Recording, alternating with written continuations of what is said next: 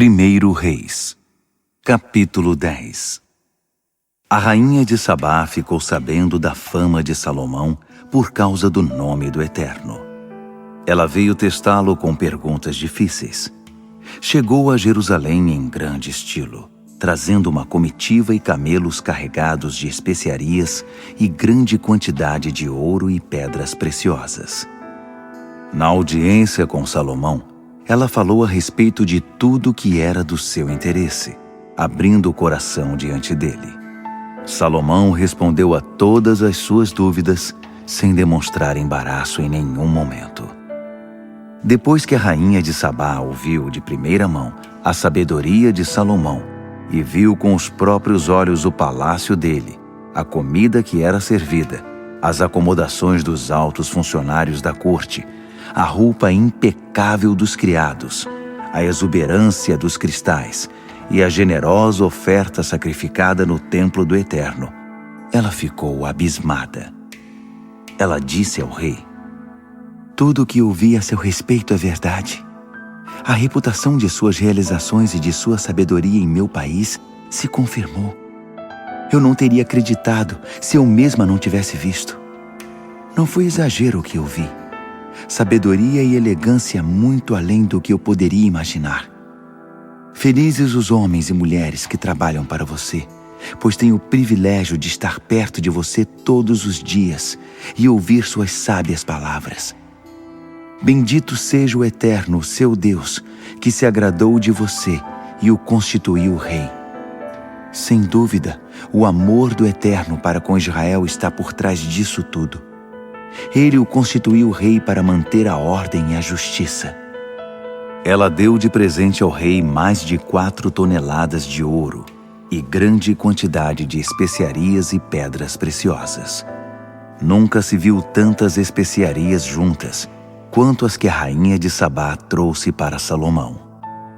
Os navios de Hirão também importavam ouro de Ofir e grandes quantidades de madeira de sândalo e pedras preciosas. Da madeira de sândalo, o rei fez os corrimãos do templo do Eterno e do palácio real.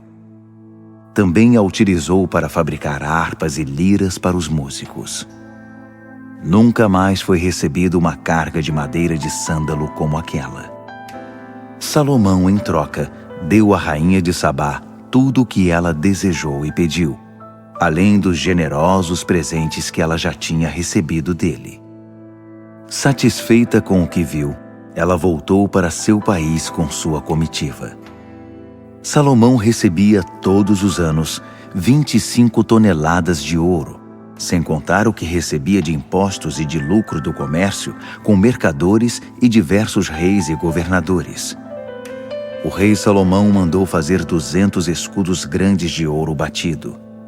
Cada escudo pesava 3,6 kg.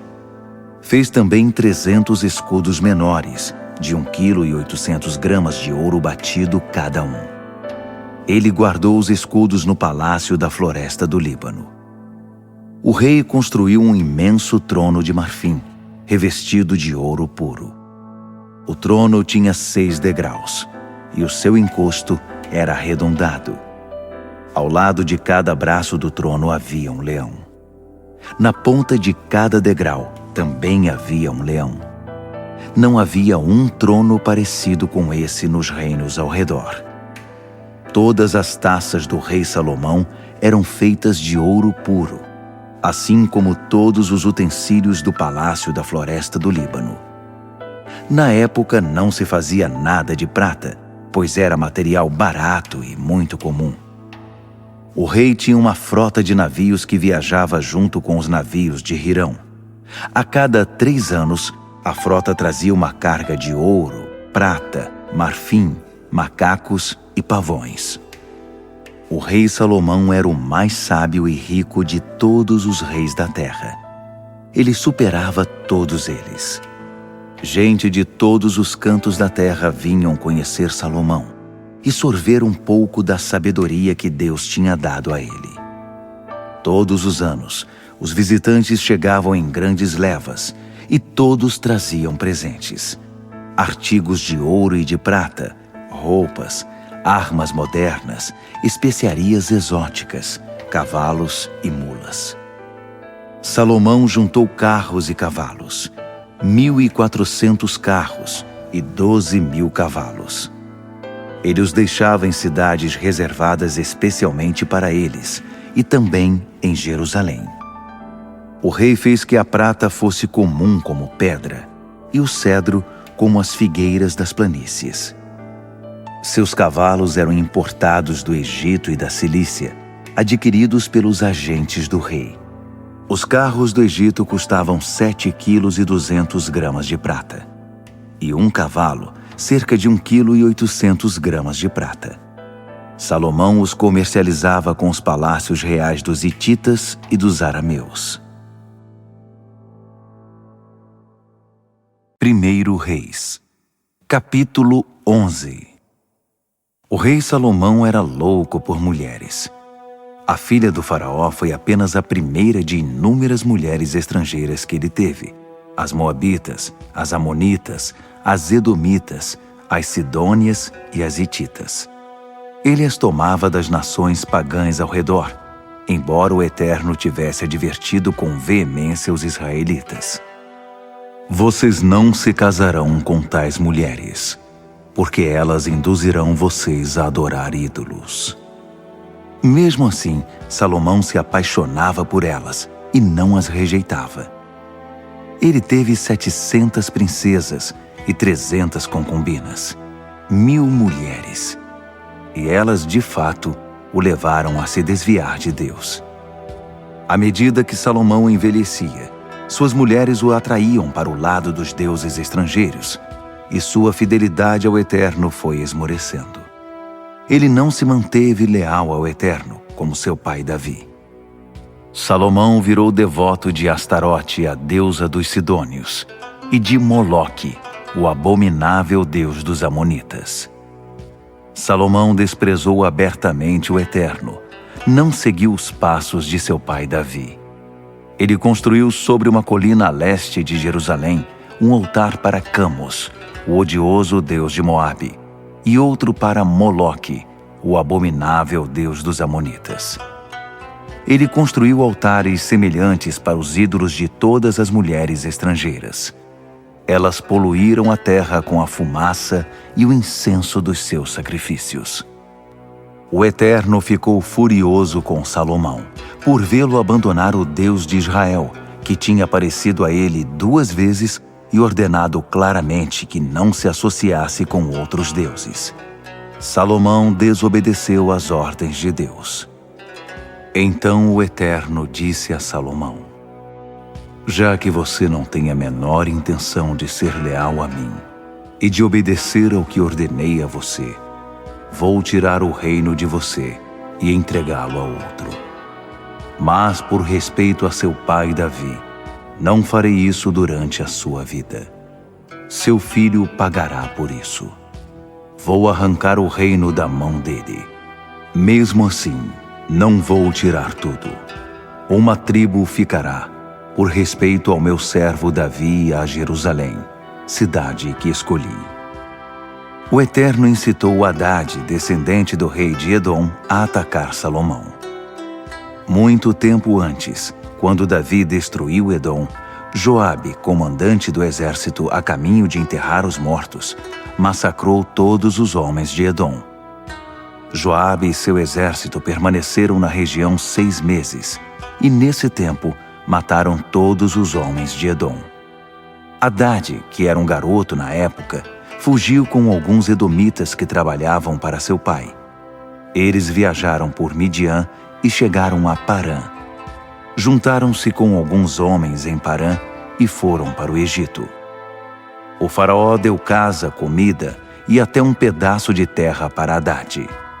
O rei do Egito gostou tanto dele que deu a ele em casamento uma irmã de sua mulher, a rainha Táfnis.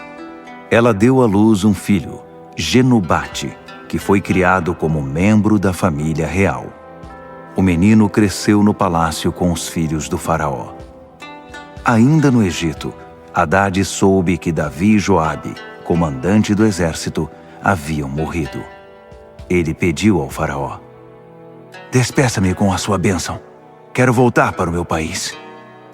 O faraó perguntou: Mas por quê? Por que você nos deixaria? Alguma coisa está desagradando a você? Haddad respondeu: Não tenho do que reclamar, mas quero voltar para o meu país.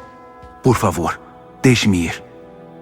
Deus levantou outro adversário contra Salomão, Rezon, filho de Eliada, que tinha desertado de seu senhor Hadadezer, rei de Zobá.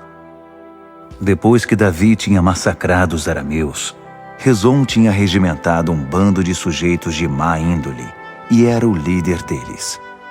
Mais tarde, eles se transferiram para Damasco e ali Rezon se tornou o rei da cidade. Haddad e Rezon foram um espinho para Israel durante toda a vida de Salomão. Haddad foi rei da Síria e odiava Israel. A última gota foi Jeroboão, filho de Nebate, que se rebelou contra o rei. Ele era efraimita de Zeredá e sua mãe era uma viúva chamada Zerua. Ele trabalhava na administração do governo de Salomão. Ele se rebelou porque Salomão construiu uma defesa, o Milo, e restaurou as fortificações destruídas da época de seu pai Davi. Jeroboão era competente e hábil na área da construção. Quando Salomão viu que ele era um trabalhador dedicado, encarregou-o do trabalho forçado na tribo de José. Certo dia, Jeroboão saía de Jerusalém e encontrou Aías, o profeta de Siló, que vestia uma capa nova. Os dois estavam sozinhos naquele lugar deserto da estrada, e Aías tirou a capa e cortou-a em 12 pedaços. Ele disse a Jeroboão: Fique com estes 10 pedaços, pois a ordem do Eterno, Deus de Israel, é esta. Veja o que estou fazendo. Estou arrancando o reino das mãos de Salomão e dando a você 10 tribos. Por respeito a meu servo Davi e a Jerusalém, a cidade que escolhi, ele ficará com uma tribo. O motivo é que ele me abandonou e foi servir a Astarote, deusa dos Sidônios, Camus, deus dos Moabitas, e Moloque, deus dos Amonitas. Ele não segue mais as minhas orientações, ignora a minha vontade, não segue as minhas instruções e desobedece às minhas ordens. É bem diferente de seu pai.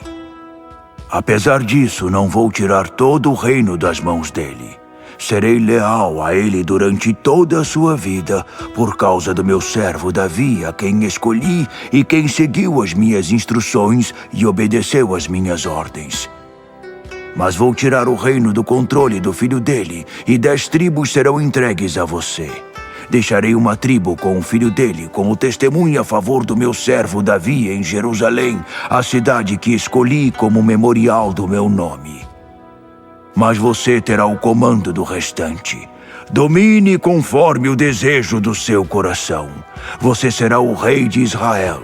Se me ouvir, viver de acordo com as minhas orientações e fizer o que me agrada, seguindo as minhas instruções e obedecendo às minhas ordens como fez o meu servo Davi, serei leal a você, não importa o que acontecer. Seu reino será tão sólido quanto o que estabeleci para Davi. Israel será seu. Estou provocando dor e tristeza aos descendentes de Davi, mas essa aprovação não será para sempre. Salomão decretou a morte de Jeroboão, mas ele fugiu para o Egito e obteve asilo com o rei Sisaque. Ele permaneceu no exílio até a morte de Salomão. O restante da vida e do reinado de Salomão, suas obras e sua sabedoria, está tudo registrado nas crônicas de Salomão. Salomão reinou em Jerusalém e governou Israel durante 40 anos. Ele morreu e foi sepultado na cidade de Davi. Seu filho Roboão foi o seu sucessor.